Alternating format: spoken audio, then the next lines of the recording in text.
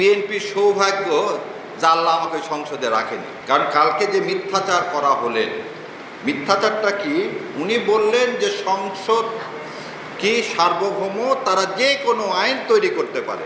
ভাই, তাই যদি পারেন কালকে সুপ্রিম কোর্ট বন্ধ করে দেন, আমরা অন্য প্রফেশনে চলে যাই। এই কনস্টিটিউশনে বলা আছে আইন বৈধ না অবৈধ এটা দেখার একমাত্র ক্ষমতা কার? সুপ্রিম কোর্টের। আপনি উঠে বলতেছেন যে না, আমরা যা বলবো সেটাই আইন, সুপ্রিম কোর্টকে।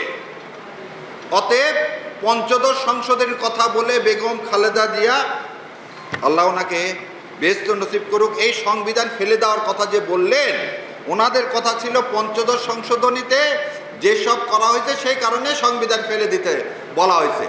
এখন সেই সংবিধান আমরাই কি করব? আমরা অ্যামেন্ডমেন্ট করব। আমরা সংস্কার করব না, আমরা কি করব? অ্যামেন্ডমেন্ট করব। অ্যামেন্ডমেন্ট পরিবর্তন আর সংস্কারের মধ্যে একটু পার্থক্য আছে। আবার ওনারা আবার এই পরিবর্তনটা করতে চায় কি, একটা শরীর রাখবে, মাথা রাখবে না। মাথাহীন দেহের কোনো মূল্য আছে? মূল্য নেই। এই যে একটু আগে ভাই আসছিলেন আপনাদের সামনে দাঁড়ায়, ওনারা কেন গুম কমিশন কে কেন এই অধ্যাদেশকে বাদ দিতে চাচ্ছেন? তাহলে ওনাদের নিশ্চয়ই কোনো উদ্দেশ্য আছে, যে দাদারা ওনাদেরকে ক্ষমতায় বসাইছেন, তারা হয়তো বলছেন তোমরা করো কি, গুম আরো গুম করতে হবে তো সামনে। ওই জন্যে মাননীয় স্বরাষ্ট্রমন্ত্রী বলছেন মবের নামে রাস্তায় নামতে দিব না।